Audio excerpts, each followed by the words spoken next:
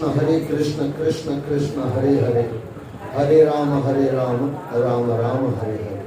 जय जय श्री राधे, जय जय श्री राधे, जय जय श्री राधे।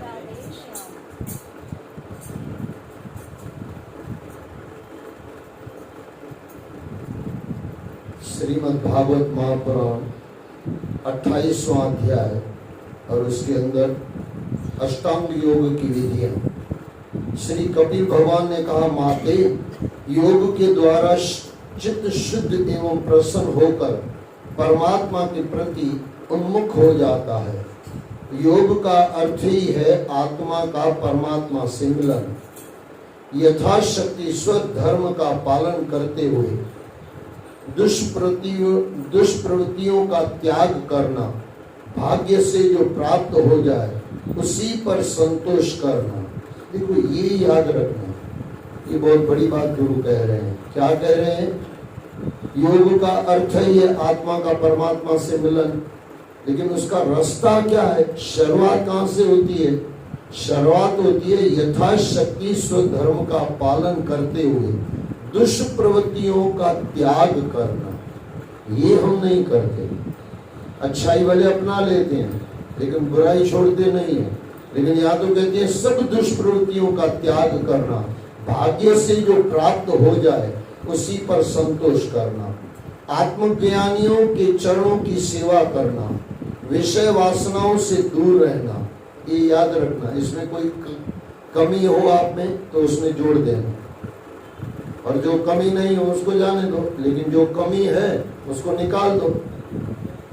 आत्मज्ञानियों की चरणों की सेवा करना, विषय वासनाओं से दूर रहना, श्रेष्ठ धर्मों का आचरण करना, शुद्ध सात्विक और सीमित भोजन करना, निरंतर एकांत में निर्भय होकर साधना करना, मन वाणी और शरीर से किसी जीव को न सताना, सदा सत्य बोलना, चोरी न करना, आवश्यकता से अधिक वस्तुओं का संग्रह न करना, सदैव ब्रह्मचर्य का पालन करना, बाहर भीतर से शुद्ध और पवित्र रहना, भगवान श्री हरि की पूजा करना, वाणी का संयम रखना, उत्तम आसनों का अभ्यास करके स्थिरता लाना, धीरे धीरे प्राणायाम के द्वारा श्वास के आरोह अवरोह का संतुलित करके जीतना, मन को स्थिर करके इंद्रियों पर नियंत्रण करना और उसे मूलाधार आदि किसी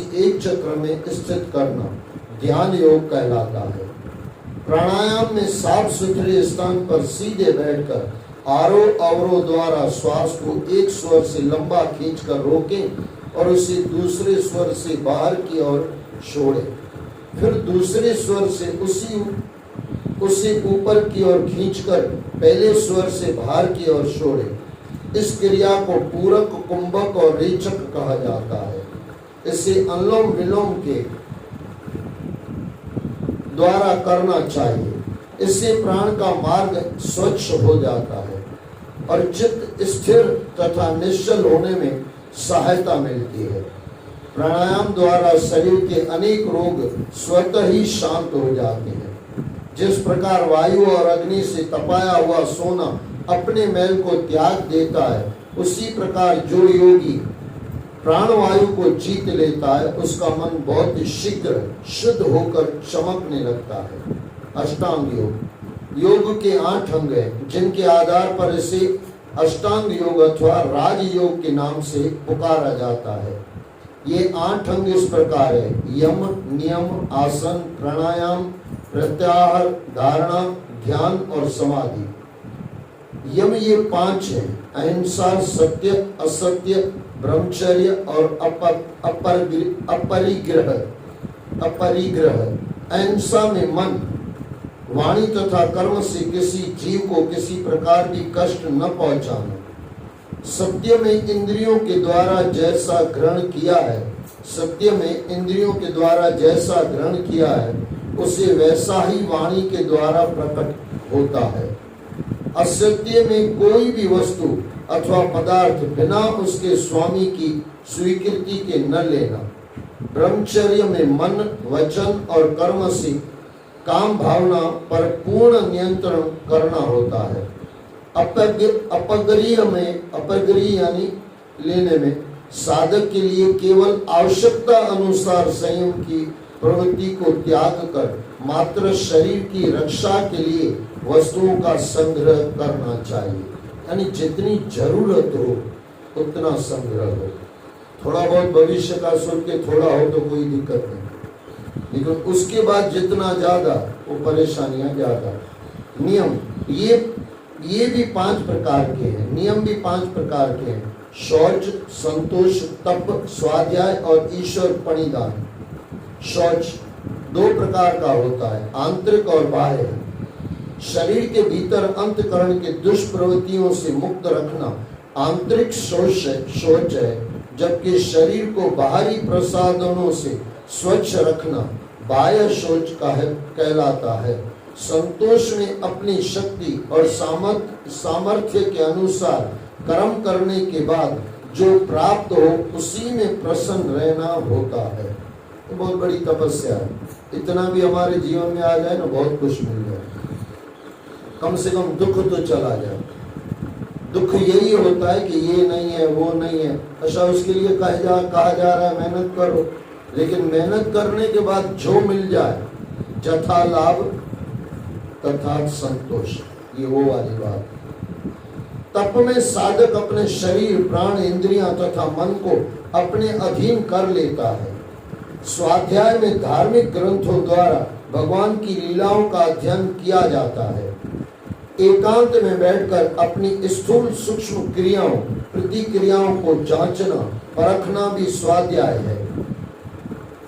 एकांत में बैठकर अपनी स्थूल सूक्ष्म क्रियाओं को, प्रतिक्रियाओं को जांचना, यानी अंदर जो विचार चल रहे हैं उनको देखना। हम कहाँ देखते हैं? कभी अपने साथ बैठते हैं क्या? या तो मोबाइल महाराज होता है या टीवी महारानी होती है, कुछ न कुछ साथ में कुछ आज का इंस्ट्रूमेंट हो जाता है। अपने साथ कहाँ बैठते हैं? अपने साथ बैठ के, खुद के अंदर बैठ के हुए विचारों को आता हुआ जाता हुआ देखो। साक्षी, सतनाम साक्षी, साक्षी बनकर बैठो, देखो कितना सब कुछ मिल रहा है। एकांत में बैठकर अपनी स्थूल सूक्ष्म क्रियाओं, कभी दर्द होता है, आप एक पलाठी मार के बैठोगे, ये स्थूल है, स्थूल क्रिया लगती है, उसमें आपको तकलीफ लगेगा, कुछ न कुछ दिखता है, लगता है। और अंदर की क्रियाओं को देखना, क्रियाओं, प्रतिक्रियाओं। अच्छा, एक होती है क्रिया, एक होती है प्रतिक्रिया। प्रतिक्रिया जिसमें आप पार्टिसिपेशन कर रहे हो, आप उसमें अंदर अपना कुछ जोड़ रहे हो। क्रिया तो अपने आप चल रही है, लेकिन उसमें आपने कुछ जोड़ दिया, अपने विचार डाल दिए, ये प्रतिक्रिया हो गई। प्रतिक्रियाओं को जांचना, परखना भी स्वाध्याय है। ईश्वर प्रणिधान में ईश्वर की प्रति पूर्ण समर्पण भाव रहता है। आसन कितने ही प्रकार के होते हैं। आसन वह है जिसमें साधक स्थिर होकर सुखपूर्वक बैठकर ईश्वर का ध्यान कर सके। इसके सिद्ध हो जाने पर साधक को भूख, प्यास, सर्दी, गर्मी कुछ नहीं सताती। इन्हें पद्मासन, सिद्धासन, सुखासन आदि नाम दिए गए हैं। इनके द्वारा अनेक रोगों का नाश हो जाता है, शरीर स्वस्थ रहता है। प्राणायाम अपने शरीर में स्थित अनेक शक्तियों के समुच्चय का नाम है प्राण। प्राण के द्वारा ही शरीर जीवित रहता है। प्राण का बाह्य प्रतीक श्वास है। श्वास के आने जाने से ही प्राण के अस्तित्व का बोध होता है। नासिका द्वारा फेफड़ों में श्वास को खींचना, पूरक, बाहर निकालना रेचक और अंदर बाहर रोकना कुंभक होता है। अंत कुंभक और बाह्य कुंभक। जो साधक श्वास के पूरक, रेचक और कुंभक अंगों पर अधिकार कर लेता है वह प्राण को जीत लेता है। इस प्राणायाम से चित्त पर पड़ा हुआ अज्ञान अथवा माया का आवरण हट जाता है, मन एकाग्र हो जाता है। प्रत्याहार शरीर में स्थित 10 इंद्रियों को विषय भोगों से हटाकर अंतर्मुखी करना प्रत्याहार कहलाता है। मुझे थोड़ा प्राणायाम के बारे में कहना है। आपको भी मन अशांत हो ना, श्वासों को पर ध्यान दो, मन शांत हो जाएगा। करके देखो। आपको गुस्सा आ रहा है अब गुस्सा आ रहा है, उस समय तो वैसे कोई टेबलेट नहीं बनी, उस समय तो कुछ नहीं किया जा सकता। लेकिन अगर ध्यान आपका एक आध सेकंड चला जाए ना, आपकी सांस बहुत तेज चल रही है, सांस को एक सेकंड के लिए रोक लो, आपका गुस्सा चला जाएगा। करके देखो, सांस को रोक लो और हो सके तो मुंह को, कान को, नाक को बंद कर दो। लेकिन ये धीरे से बंद करना, नहीं तो आप ही बंद हो जाओगे। थोड़ा सोचना, गुस्से में थोड़ा ध्यान देना है। जो ज्यादा बंद करोगे तो आप बंद हो जाओगे, फिर खुलोगे नहीं। यानी समझ रहे हो, थोड़ा मजाक में मैं कर रहा हूँ, लेकिन ये श्वास के ऊपर बहुत कुछ किया जा सकता है। धारणा, चित्त को किसी विशेष वस्तु अथवा परमात्मा में संलग्न करना धारणा कहलाता है। ध्यान, जब चित्त लंबे समय तक अपने इष्ट में लगकर निर्विकार हो जाता है, उसे ध्यान कहते हैं। समाधि, जब साधक ध्यान में पूरी तरह डूब जाता है। इस समाधि तो आपको सुनते सुनते भी हो सकती है। जैसे कहा जाता है, सुखदेव जी महाराज ने कहीं भी भागवत में राधा नाम नहीं लिया, क्योंकि राधा नाम लेते तो समाधि लग जाती और तब तक तो परीक्षित महाराज ऊपर चले जाते। राधा नाम में अगर समाधि लग सकती है तो ये भागवत सुनते हुए समाधि क्यों नहीं लग सकती है। लेकिन फिर बार बार ये चीज मैंने आपको कही है, जब तक साधक ध्यान में पूरी तरह डूब जाता है, जब पूरा डूब जाता है, यानी यहाँ बैठ के पूरा खाली कथा में ध्यान हो, एक ही ध्यान कि मुझे सुनना है, ये हो जाए तो समाधि स्थित हो जाए। जब साधक ध्यान में पूरी तरह डूब जाता है और साधक तथा साध्य में कोई अंतर नहीं रहता, तब उसे समाधि कहा जाता है। यह समाधि की स्थिति ही जीवात्मा को परमात्मा के साथ जोड़ देती है। इसे ही योग कहते हैं। माते को मार्गगामी चित्त को धीरे धीरे एकाग्र करके ध्यान के द्वारा परमात्मा में लगाना चाहिए। देखो, एक शब्द आया धीरे धीरे। आप पहले दिन बैठोगे सीधा ध्यान लग जाएगा, ऐसा थोड़ी होगा। आपका बच्चा भी चलता है, हम भी चलना सीखे तो एक दिन में सीख गए क्या? कोई भी चीज एक दिन में सीखी जाती है क्या? धीरे धीरे ही होता है। अभ्यास करना, पहले आसन को जीते, फिर प्राणायाम के अभ्यास से योग साधना करें। एक साधक यम नियम में बंधकर आसन और प्राणायाम से वात, पित्त और कफ आदि दोषों को दूर करता है। धारणा से पापों को नष्ट करता है। प्रत्याहार से विषय भोग से किनारा करता है। ध्यान से उन राग दोषों को दूर करता है। ध्यान से उन राग दोषों को दूर करता है जो उसे भगवान से दूर ले जाने वाले होते हैं। जो भी आपको भगवान से दूर ले जाता है उसका ध्यान रखो। हमारा तो उल्टा है, जो भगवान के करीब ले जाता है वो कभी देखते ही नहीं है। संसार के जो करीब ले जाता है उसमें हमारा ध्यान मस्त रहता है। योग का अभ्यास करते समय जब चित्त निर्मल होकर एकाग्र हो जाए, जब नासिका के अग्रभाग में, अच्छा ये यहाँ पे थोड़ा सोचो, योग का अभ्यास करते समय जब चित्त निर्मल हो गया, वहीं एकाग्रता आ जाएगी। मलिनता हो जाएगी, यानी किसी के साथ दुश्मनी होगी, अंदर कपट होगा, तो एकाग्रता नहीं आएगी। यहाँ पे नियम दिया जा रहा है, चित्त निर्मल होते ही, निर्मल यानी न किसी से दोस्ती, न किसी से कोई दुश्मनी, न किसी से लेना देना, कुछ नहीं, चित्त शांत, चित्त निर्मल, शांत हो गया, निर्मल हो गया तो होगा क्या? एकाग्र हो जाता है। एकाग्र हो जाए तब नासिका के अग्रभाग में दृष्टि को स्थित करके श्री हरि के मूर्ति का ध्यान करें। भगवान श्री हरि का मुख कमल आनंद से सदैव प्रफुल्लित रहता है। उनके नेत्र कमल कोश के समान रत्नारे हैं। शरीर नील कमल दल के समान श्याम वर्ण है। उनके हाथों में शंख, चक्र, गदा और पद्म है। कमल की केसर के समान रेशमी वस्त्र पीतांबर उनके शरीर पर लहराता रहता है। उनके वक्ष स्थल पर स्वस्थ चिन्ह अंकित है। गले में कौस्तुभ मणि की माला झिलमिलाती रहती है। वन माला चरणों तक लटकती रहती है। मत वाले भौरे उसके चारों ओर मधुर गुंजार करते रहते हैं। उनके अंग प्रत्यंग में रत्न जड़ित हार, बाजूबंद, कंकण, किरीट और नूपुर शोभायमान है। कमर में कर्दनी की लड़ियां सुशोभित है, भक्तों के हृदय ही उनके आसन है। उनका नयनाभिराम रूप अत्यंत शांत एवं मन को आनंदित करने वाला है। उनकी झांकी अति मनोहर है। वे सदैव संपूर्ण लोगों द्वारा वंदित होते हैं। उनका परम यश पवित्र और कीर्तन योग्य है। जो भी उनका ध्यान करता है उसे भगवान का वैकुंठ लोक प्राप्त होता है। श्री हरि के चरण कमलों का ध्यान करके योगी और भक्तगण उनकी कृपा के अधिकारी बन जाते हैं।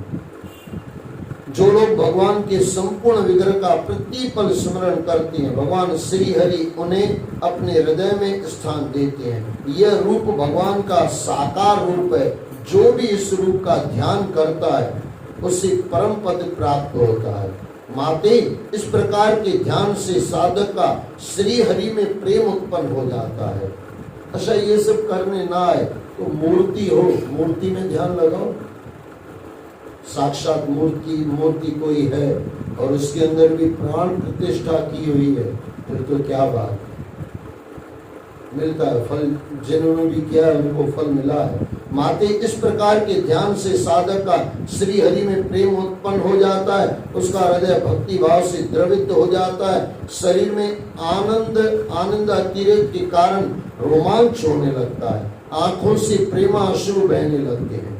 योग अभ्यास से प्राप्त हुई चित्त की गति अविद्या के अंधकार को दूर कर सुख दुख से रहित हो परमात्मा के दिव्य प्रकाश में लीन हो जाती है। जिस प्रकार मदिरा के मत से मत वाले हुए पुरुष को अपनी गति और वस्त्रों का ध्यान नहीं रहता, उसी प्रकार चर्म अवस्था को प्राप्त हुई सिद्ध पुरुष को भी अपनी देह का ध्यान नहीं रहता। परमानंद की स्थिति में उसे श्री हरि की रूप माधुरी के अतिरिक्त कुछ भी दिखाई नहीं पड़ता। जिस प्रकार एक ही अग्नि अपने अलग अलग आश्रयों में भिन्न भिन्न दिखाई पड़ती है, उसी प्रकार एक ही आत्मा अपने आश्रयों के गुणों के अनुसार अलग अलग दिखाई देता है, जबकि वह एक ही होता है। भगवान की इस अचिंत्य शक्तिमय माया को भगवान की कृपा से ही भेदा जा सकता है और परमात्मा के ब्रह्म रूप में स्थित हुआ जा सकता है। अध्याय 29वां, भक्ति का मर्म और काल की महिमा। देवहूति ने अपने पुत्र कपिल का प्रवचन सुनकर पूछा, पुत्र, सांख्य योग के अनुसार प्रकृति, पुरुष और ब्रह्म का वास्तविक स्वरूप तुमने मुझे बताया और योग द्वारा परम पद प्राप्त करने का मार्ग भी दिखाया। अब तुम मुझे भक्ति योग के मार्ग को विस्तार पूर्वक बताओ तथा काल की महिमा का उल्लेख करते हुए जीव की जन्म मरणों की गतियों का उल्लेख करो, जिसके सुनने से वैराग्य प्राप्त होता है। श्री कपिल भगवान ने माता के वचन सुनकर कहा, हे माते, साधक अपने अपने भावों के अनुसार भगवान का सुमरन करते हैं, क्योंकि प्रत्येक साधक का स्वभाव और उसके गुणों की सीमा अलग अलग होती है। जो क्रोधी पुरुष हृदय में हिंसा, अहंकार और ईर्ष्या का भाव रखकर श्री हरि से प्रेम करता है, वह उसका तामस भक्त है। जो पुरुष विषय वासनाओं, यश और ऐश्वर्य की कामना से श्री हरि की पूजा करता है, वह उनका राजस भक्त है। जो पुरुष पापों के विनाश के लिए अपने सभी कर्मों को श्री हरि को अर्पण करते हुए पूजन करता है, वह उनका सात्विक भगत है। आप कौन से भगत हो? थोड़ा खुद को चेक कर लो। जो व्यक्ति गंगा के प्रवाह की भांति श्री हरि के सागर रूपी धाम की ओर अपने जीवन का प्रवाह रखता है, वह निश्चित रूप से श्री हरि के धाम को प्राप्त करता है। जो व्यक्ति गंगा के प्रवाह की भांति, गंगा का प्रवाह क्या? हमेशा बहता रहता है, कभी रुकेगा नहीं, गंगा कभी रुकती नहीं है। इसके लिए कहा गया है, साधु चलता भला, नदी बहती भली। इसी तरह परमात्मा तरफ हमेशा चलते रहें। जो व्यक्ति गंगा के प्रवाह की भांति श्री हरि के सागर रूपी धाम की ओर अपने जीवन का प्रवाह रखता है, यानी निरंतर चलता रहता है, धारा प्रवाह चलता रहता है, वह निश्चित रूप से श्री हरि के धाम को प्राप्त करता है। यह निर्गुण भक्ति का लक्षण कहा गया है। पुरुषार्थ यह निर्गुण भक्ति का लक्षण कहा गया है। भगवान की सेवा के लिए मुक्ति का भी तिरस्कार करने वाला यह भक्ति योग, भगवान की सेवा के लिए मुक्ति का भी तिरस्कार करने वाला यह भक्ति योग परम पुरुषार्थ अथवा साध्य कहा गया है। ये सुनना, जो भक्ति जिसको एकदम जम गई ना, उसको मुक्ति नहीं चाहिए। क्या हनुमान जी महाराज क्या है, भक्ति मार गए, उसको नहीं चाहिए, मुक्ति नहीं चाहिए। मुक्ति ज्यादातर ज्ञानियों को चाहिए। और ये जो भक्त परमात्मा के होते हैं तो उनमें चलती रहे, निरंतर भक्ति चलती रहे, जैसे आगे आया गंगा के प्रवाह की तरह। ऐसा व्यक्ति प्रकृति के तीनों मायावी गुणों को पार कर श्री हरि के प्रेम पूर्ण स्वरूप को प्राप्त कर पाता है। माते मनुष्य को निष्काम भाव से सभी जीवों पर दया और प्रेम भाव रखते हुए श्री हरि के प्रति अपने श्रद्धा सुमन अर्पित करने चाहिए। जिस प्रकार पुष्पों के पराग कणों से उड़कर भीनी सुगंध नासिका रंध्रों तक स्वतः ही पहुंच जाती है, उसी प्रकार भक्ति योग में तत्पर भक्त की पुकार परमात्मा तक पहुंच ही जाती है। ये ही समझना, यानी जरूर पहुंच जाती है। श्री हरि आत्मा के रूप में सभी जीवों के हृदय में निवास करते हैं। जो लोग मोहवश स्वार्थ में लगे रहकर श्री हरि की मूर्ति की पूजा करते रहते हैं, मोह यानी कुछ चाहिए परमात्मा से, वे केवल स्वांग भरी पूजा करते हैं। ऐसी पूजा कभी भी श्री हरि को प्राप्त नहीं होती, यानी श्री हरि नहीं मिलेगा, उससे कुछ मिलेगा, जो हमको चाहिए वो मिलेगा, भगवान नहीं मिलेगा। जो व्यक्ति दूसरे प्राणियों के प्रति ईर्ष्या का भाव रखता है, वह एक प्रकार से श्री हरि से ही द्वेष करता है। ऐसे व्यक्ति को कभी शक्ति प्राप्त नहीं हो सकती। हे माते, जड़ पदार्थों में पत्थरों से वृक्ष श्रेष्ठ जीव है। जड़ पदार्थों में पत्थरों से वृक्ष श्रेष्ठ जीव हैं। उनसे अधिक श्वास लेने वाले जीव श्रेष्ठ हैं। उनसे भी उत्तम मन वाले प्राणी हैं और उनसे भी श्रेष्ठ इंद्रियों को धारण करने वाले प्राणी हैं। उनसे भी उत्तम वे प्राणी हैं जो स्पर्श का अनुभव करते हैं और उनसे श्रेष्ठ वे प्राणी हैं जो रस ग्रहण कर सकते हैं। हम रस ग्रहण करते हैं क्या? पाप में रस लेते हैं, पुण्य का रस कहाँ है, भक्ति का रस कहाँ है? जब तक रस तक नहीं पहुंचेंगे तब तक भक्ति मार्ग शुरू नहीं होगा। बातें हो सकती है, रस आना चाहिए। रस यानी कैसा? रात को 3 बजे भी मीरा उठ के गा सकती है या परमात्मा की भक्ति में लग सकती है। हमारा 3 बजे कुछ लगेगा क्या? कुछ नहीं, या लगाएंगे ही नहीं। जो रस ग्रहण कर सकते हैं, इस ग्रहण करने वालों से उत्तम गंध का अनुभव करने वाले प्राणी हैं। इनसे भी श्रेष्ठ शब्द ग्रहण करने वाले प्राणी हैं। उनसे श्रेष्ठ रूप का अनुभव करने वाले प्राणी हैं। उनसे श्रेष्ठ रूप का अनुभव करने वाले। ये भक्त रस फिर अनुभव की आ जाएगा, रस आ जाएगा तो अनुभूति ऑटोमेटिक आएगी धीरे धीरे। उनसे श्रेष्ठ ऊपर नीचे दांत रखने वाले प्राणी हैं। उनसे श्रेष्ठ 4 चरणों वाले पशु और पक्षियों से भी श्रेष्ठ 2 पांव वाले मनुष्य हैं। मनुष्यों में भी 4 वर्णों के अंतर्गत ब्राह्मण श्रेष्ठ है। ब्राह्मणों में भी वे ब्राह्मण श्रेष्ठ हैं जो वेदों का ज्ञान रखते हैं। उनसे भी श्रेष्ठ वे हैं जो संशय का निवारण करने वाले हैं और उनसे भी श्रेष्ठ वे हैं जो आसक्तियों का त्याग करके। देखो बार बार बात आ रही है, जब तक विषय छूटेगा नहीं तब तक परम विषय यानी परमात्मा तब तक मिलेगा नहीं। विषय छूट जाना चाहिए। जो आसक्तियों का त्याग करके निष्काम भाव से आचरण करते हैं, उनसे भी श्रेष्ठ वो हैं जो अपने संपूर्ण कर्म और उनके फल तथा अपने आप को भी श्री हरि को समर्पित कर देते हैं। इस प्रकार इस संसार में चित्त और कर्मों के द्वारा समदर्शी भाव से श्री हरि को समर्पित हो जाने वाले व्यक्तियों से श्रेष्ठ कोई नहीं है। हे माते, इस प्रकार भक्ति योग अथवा अष्टांग योग के द्वारा श्री हरि की साधना करने से जीव परम पुरुष को प्राप्त कर सकता है। इस प्रकार भक्ति योग अथवा अष्टांग योग के द्वारा श्री हरि की साधना करने से जीव परम पुरुष को प्राप्त कर सकता है। भगवान को ही काल कहा गया है। प्रकृति और पुरुष इन्हीं के रूप हैं और वे साथ भी हैं और अलग भी हैं। जो सबको आश्रय देने वाले हैं, सभी भूतों के पालन करता हैं और सभी जीवों का संहार करते हैं। वे जगत का शासन करने वाले, काल ही यज्ञों का फल देने वाले श्री हरि विष्णु है। भगवान का न तो कोई मित्र है, न कोई शत्रु और न कोई सगा संबंधी। भगवान काल रूप में सदा सजग रहते हैं और पाप कर्मों में पड़े हुए प्राणियों का संहार करते हैं। समस्त प्रकृति इन्हीं के भय से गतिमान रहती है। वे सृष्टि के नियंता हैं। इस काल के ही भय से समस्त गुण, देव, दानव, जड़ और चेतन प्रकृति अपने अपने कार्यों में सक्रिय रहती है। यह अविनाशी काल स्वयं अजन्मा और अनादि है, किंतु दूसरों का आदि कर्ता, उत्पादक भी है। यानी दूसरों को बनाता है लेकिन खुद कुछ नहीं करता, जैसे आत्म तत्व के लिए कहा जाता है। यह स्वयं अनंत होकर भी दूसरों का अंत करने वाला है। यह स्वयं अनंत होकर भी दूसरों का अंत करने वाला है। यही सारे जगत की रचना करता है और संहार भी करता है। यही काल पुरुष कहलाता है। इसमें इसी काल पुरुष की निष्काम भक्ति,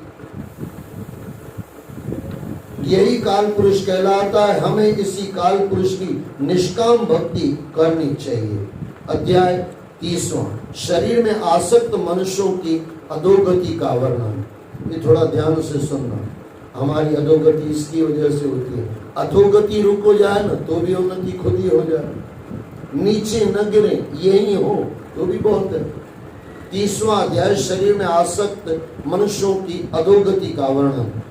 श्री कपिल देव जी ने कहा, हे माते, जिस प्रकार वायु के द्वारा उड़ाया जाने वाला मधु मेघ समूह, जिस प्रकार वायु के द्वारा उड़ाया जाने वाला मेघ समूह उसके प्रबल वेग को नहीं जान पाता, उसी प्रकार यह जीव भी काल के प्रबल वेग को नहीं जान पाता और विभिन्न योनियों में गिरकर अनेक कष्टों को भोगता रहता है। यह अपने सुख के जितने भी साधन एकत्र करता है, काल उन सभी को नष्ट कर डालता है। ये अगर समझ आ जाए ना, इतनी लाइन सब कुछ मिल जाए।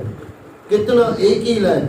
अब यह अपने सुख यानी हम, यह यानी हम अपने सुख के जितनी भी साधन एकत्रित करते हैं, काल एक झटके में सबको नष्ट कर डालता है। या उनको नष्ट कर डालता है या हमको यहाँ के महाराज समझो मार डालता है, फिर यहाँ से चले जाते हैं। जो भी जमा किया था सब चला गया। लेकिन समझ में आ जाए तो फिर काहे का झंझट। यह अपने सुख के जितने भी साधन एकत्र करता है, या इसको ऐसे सुन लो, मानव अपने सुख के जितने भी साधन एकत्रित करता है, काल उन सभी को नष्ट कर डालता है। इसका कारण यही है कि यह जीव अपने शरीर और अन्य संसाधनों को नित्य और स्थायी मान लेता है। यह जिस योनि में भी जन्म लेता है, अच्छा क्यों करता है उसका जवाब सुनना। अन्य साधनों को नित्य और स्थायी मान लेता है, ये हमेशा साथ रहेगा ऐसा लगता है। ये अगर न लगने लगे, काल कभी भी ले सकता है, मजा आ जाए। यह जिस योनि में भी जन्म लेता है उसी में इसे सुख मिलता है और उसी से उसको मोह हो जाता है। यह उस योनि को छोड़ना नहीं चाहता। मनुष्य योनि में भी यह अपनी स्त्री, पुत्र, माता, पिता, बंधु बांधव के सुख दुख के मोह में उलझता रहता है। चेक कर ले हम खुद को। मनुष्य योनि में भी यह अपनी स्त्री, पुत्र, माता, पिता, बंधु बांधव के सुख दुख के मोह में उलझता रहता है और विविध पाप कर्मों में फंसा रहता है। यह अपने स्वार्थ के लिए चोरी और हिंसा करने से भी परहेज नहीं करता। ये इतना लाइन मैं बार बार कहता हूँ, बीच बीच में जो एक आध लाइन आ जाती है ना, एक लाइन भी समझ में आ जाए ना, सीधा जंप ऊपर की तरह चला जाए, फिर गिरना हो नहीं सकता। अब देखो ना, ये भी आ जाए, यह अपने यानी इंसान अपने स्वार्थ के लिए चोरी और हिंसा करने से भी परहेज नहीं करता। अगर परहेज हो जाए तो हो गया सब कुछ। क्षणिक सफलता को यह सुख मान लेता है और अभावों की स्थिति में भगवान और संसार को अपशब्द कहकर पाप का भागी बनता है। जय हो। जब यह अपने परिवार का पालन पोषण करने में असमर्थ रहता है तो इसके परिवार के लोग इसे बुढ़ा बैल मानकर इसकी उपेक्षा करने लगते हैं। जिनके लिए कमाया था वही हमको बाहर निकाल देते हैं। जिनके लिए घर बनाया, परिवार बनाया, जिनके लिए सब बनाया, उन्हीं ने हमको निकाल के फेंक दिया। यही तो होता है ना, कहीं भतीजा मारता है, कहीं बेटा मारता है, कोई ना कोई मारता ही है। और ये मार से बाहर निकलना हो तो एक ही, ये कुछ रहने वाला नहीं है। और जो रहने वाला है आदि सच जुगाद सच है भी सच, नानक होसी भी सच। तो श्री हरि के चरणों में आ जाए तो सब मिल जाए। बुढ़ा बैल मानकर इनकी उपेक्षा करने लगते हैं। इस पर भी इससे जीवन से वैराग्य नहीं होता। ये क्या कहूँ इसके बारे में, थोड़ा किसी को बुरा लगे तो माफ करना। इनके कहने का मतलब ये है, बच्चों की गालियां खा के भी, बच्चों की मार खा के भी इंसान को वैराग्य नहीं आता। कितनी गजब है भाई, अर्थ यही निकलता है। इस पर भी इससे जीवन से वैराग्य नहीं होता। भले ही परिवार में असहाय होने के कारण इसकी जिंदगी कुत्ती जैसी क्यों न हो जाए। राम राम, मैं कहना चाहता था, मैं कह नहीं पा रहा था, लेकिन ग्रंथों ने बोल दिया। मेरे मन में आ रहा था, शब्द भी अंदर चल रहा था, लेकिन नहीं निकल रहा था, लेकिन दे दिया गुरुओं ने। कुत्ती जैसी, भले ही परिवार में असहाय होने के कारण इसकी जिंदगी कुत्ती जैसी क्यों न हो जाए। इस प्रकार जो मूढ़, अच्छा मूढ़ शब्द खतरनाक है। मूर्ख फिर भी कभी कभी सुधर जाएगा, मूढ़ कभी नहीं सुधरेगा। तुलसीदास बाबा ने कहा, शठ सुधरे ही सत्संगी पाई। शठ यानी मूढ़, एक जैसे ही होते हैं, दोनों भाई हैं, एक ही है। इस प्रकार जो मूढ़ पुरुष इंद्रियों को न जीतकर निरंतर परिवार के पोषण में ही लगा रहता है। अब देखो ये भी समझना, परिवार के पोषण में ही लगा रहता है। पोषण में लगा रहे हले चलेगा, लेकिन परिवार के पोषण में बस इतना ही जिंदगी पूरी, ये नहीं चलेगा। वो भी करना है, ये ही नहीं करना है।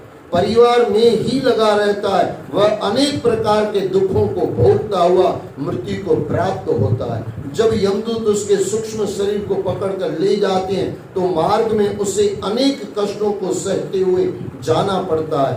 तरह तरह की यातनाएं उसे दी जाती है। उसे चलने में असमर्थ जानकर अथवा उसे थका हुआ देखकर भी उसे उस पर दया नहीं करते।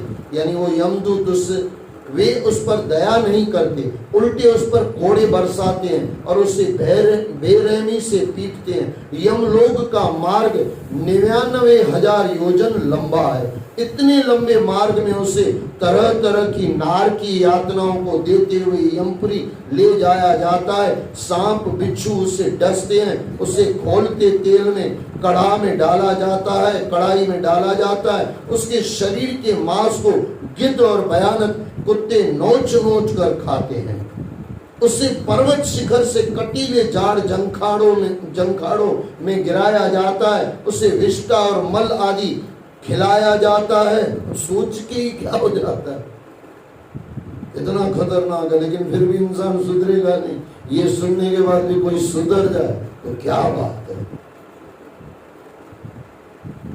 ऐसे कितने ही नारकीय कष्टों स्त्री हो या पुरुष सभी को भोगने पड़ते हैं। ये कष्ट उनके अच्छा सभी को, यानी जो इस रास्ते चलता है उसको। सज्जन आदमी है, परमात्मा तरफ चलने वाला है, उसको थोड़ी होगा, उसको छोड़ के, ये याद रख लें, सतपुरुष को, परमात्मा की तरफ चलने वाले को, सदगृहस्थी को, उसको ये सब यातने की जरूरत नहीं है। ये कष्ट उनके द्वारा किए गए सांसारिक पापों के आधार पर उन्हें दिए जाते हैं। देखो नीचे क्लियर किया गया, ये कष्ट उनके द्वारा किए गए सांसारिक पापों, जो हम संसार में पाप करते हैं, उनके आधार पर दिए जाते हैं। वास्तव में यदि देखा जाए तो स्वर्ग और नरक इसी लोक में विद्यमान है, इसी लोक में विद्यमान है, इसी लोक में ही विद्यमान नहीं है। ये याद रखना, ये पहले भी मैंने काफी बार आपको कहा। किंतु मोह और स्वार्थ के कारण अहंकार में भरा प्राणी इसे भूला रहता है और अनेक प्रकार के जघन्य पापों से कष्ट भोगता रहता है। माते यह मनुष्य योनि बड़ी साधना के उपरांत मिलती है, परंतु मनुष्य इसका लाभ भगवान की भक्ति करके नहीं उठाता।